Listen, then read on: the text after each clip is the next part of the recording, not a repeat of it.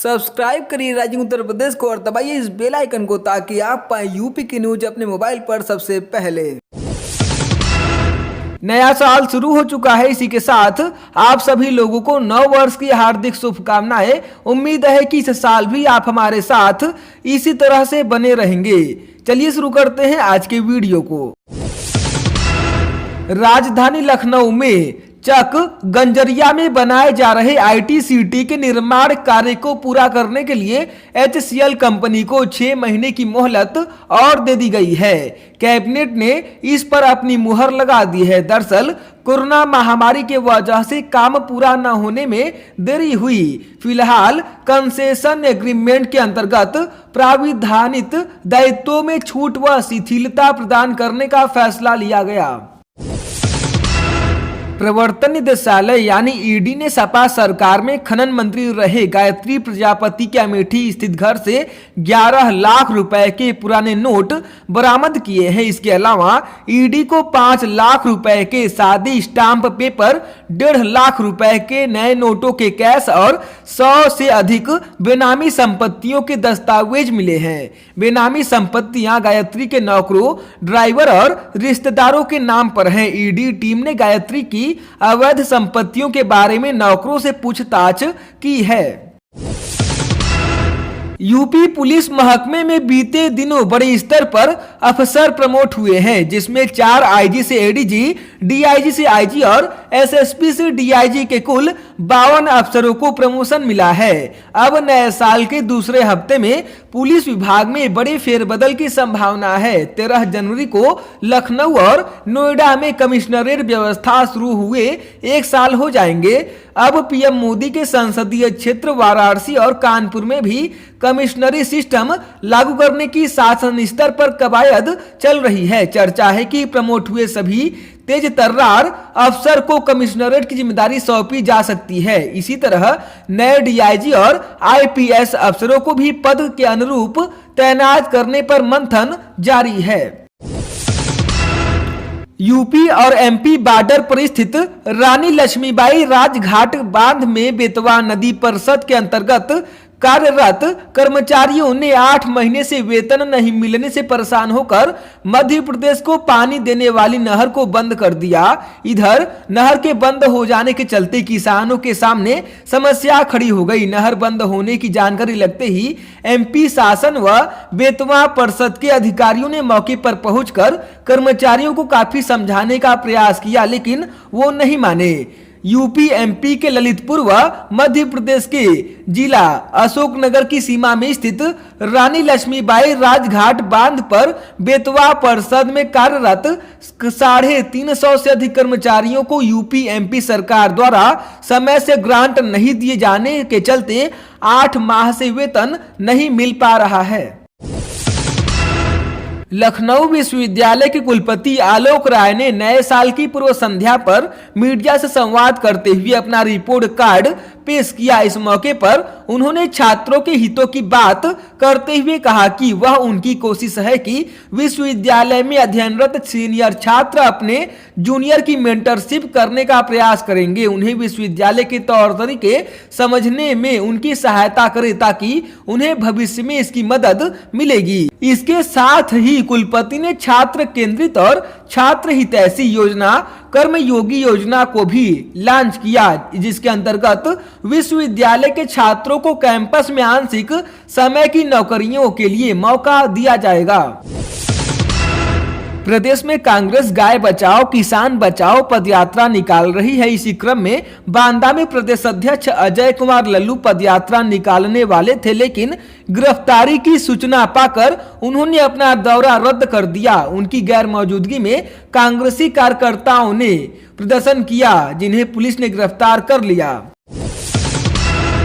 नए साल के मौके पर यूपी बेसिक शिक्षा परिषद के अंतर जिला तबादले का इंतजार पूरा हो गया है। 21,695 शिक्षकों को मनचाहे जिले में जाने की सौगात मिली। वहीं करीब 50,000 शिक्षकों को तबादला सूची से बाहर होना पड़ा। यह उलटफेर बदले नियम और कड़ी शर्तों के वजह से हुआ है। बेसिक शिक्षा विभाग के अफसरों ने मुख्यमंत्री की भी इन तबादलों में किरकिरी करा दी है। जिलों में कुल 43,916 पद रिक्त होने के बाद भी 20 सितंबर को 54,120 पदों पर तबादले की अनुमति ली गई थी। एनआईसी ने देर रात तबादला सूची वेबसाइट पर अपलोड कर दी है, जिसे शिक्षक देख सकते हैं।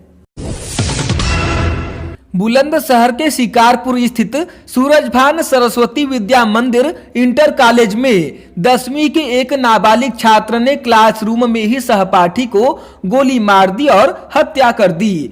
दिल दहला देने वाली यह वारदात दोनों के बीच महज सीट पर बैठने को लेकर हुई विवाद के वजह से हुई फायरिंग और उसके बाद खून से लथपथ छात्र को देख कक्षा में अफरा तफरी मच गई। लंबे इंतजार के बाद उत्तर प्रदेश माध्यमिक शिक्षा सेवा चयन बोर्ड ने प्रशिक्षित स्नातक शिक्षक टीजीटी 2016 के 2 विषयों का अंतिम रिजल्ट जारी कर दिया है। विज्ञान और अंग्रेजी विषय में कुल 2,355 अभ्यर्थियों की मेरिट सूची जारी कर दी गई है। इनमें कुल रिक्त पदों से अधिक अभ्यर्थी पैनल में रखे गए हैं ताकि चयनित के कार्यभार ग्रहण न करने पर उन पदों को आसानी से भरा जा सके। चयनितों की संख्या आवंटन बाद में किया जाएगा। योगी सरकार किसानों को प्राथमिकता पर रखते हुए नए वर्ष की शुरुआत किसान कल्याण मिशन से करने जा रही है। 6 जनवरी से प्रदेश भर में यह मिशन चलाया जाएगा। मुख्यमंत्री योगी आदित्यनाथ ने अगले 3 सप्ताह तक प्रत्येक बुधवार को विकास खंडों में कार्यक्रम कर किसानों को योजनाओं की जानकारी देने के साथ ही पात्रों को लाभान्वित भी कराने के निर्देश दिए हैं। इस मिशन के जरिए किसानों को नए कृषि कानूनों के प्रति भी जागरूक किया जाएगा। अब हर माह कम आय से फ्लैट में रहने वालों का अधूरा सपना देखने वालों की मंजिल भी पूरी हो सकेगी। 12.59 लाख की लागत से तैयार होने वाले यह फ्लैट लाभार्थी को मात्र 4,75,000 रुपए में मिलेंगे। सालाना 3 लाख तक की आय वाले ही फ्लैट पाने के लिए आवेदन कर सकते हैं। देश के 6 राज्यों में लाइट हाउस तकनीक से बनने वाले बहुमंजिला इमारत में यह फ्लैट होंगे और उत्तर प्रदेश में लखनऊ का चयन किया गया है। 1 जनवरी से पीएम मोदी लाइट हाउस योजना का शुभारंभ वर्चुअल करेंगे। सुल्तानपुर रोड पर अवध विहार में यह 13 मंजिला अपार्टमेंट तैयार होंगे। 1 जनवरी यानी आज शुभारंभ कार्यक्रम में मुख्यमंत्री योगी आदित्यनाथ भी मौजूद रहेंगे। कोरोना संक्रमण के कारण बाधित हुई पढ़ाई को देखते हुए केंद्र सरकार ने इस बार अल्पसंख्यक छात्रवृत्ति में 50% अंकों की बाध्यता खत्म कर दी है। यानी 50% से कम अंक पाने वाले छात्र छात्राओं को भी इस बार छात्रवृत्ति मिल सकेगी। अभी तक छात्रवृत्ति आवेदन के लिए 50% अंकों की बाध्यता जरूरी थी। वहीं नेशनल स्कॉलरशिप पोर्टल पर आवेदन की अंतिम तिथि भी बढ़ाकर 20 जनवरी कर दी गई है।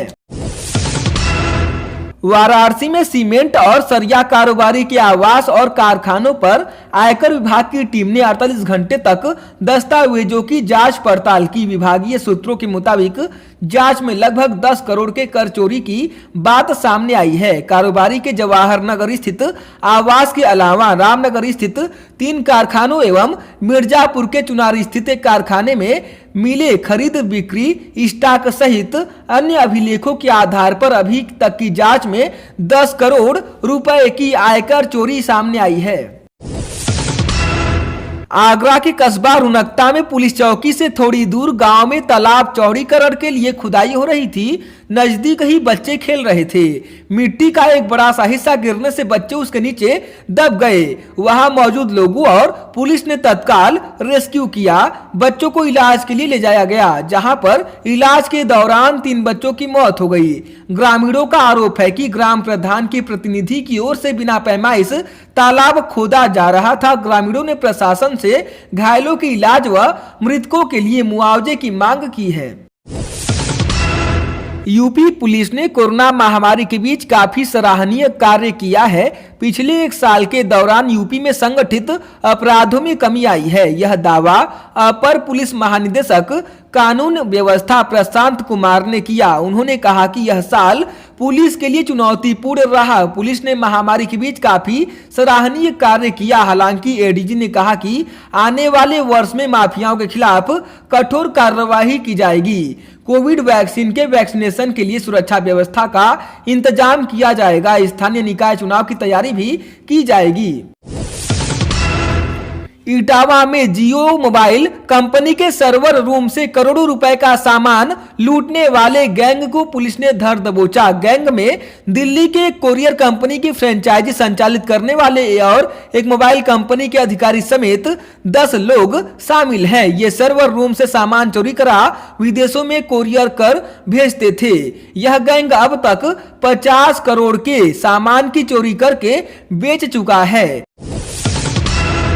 मऊ में बाहुबली मुख्तार अंसारी के करीबी व ठेकेदार उमेश सिंह के भुजौटी स्थित घर पर प्रशासन का बुलडोजर चला। घर का कुछ भाग नाले की जमीन पर पाट कर बना दिया गया था। मामले में कई बार नोटिस दी गई थी, बावजूद अतिक्रमण बना रहा। यह कार्रवाई जिलाधिकारी अमित सिंह बंसल के आदेश पर हुई। इस मौके पर खलबली मची रही।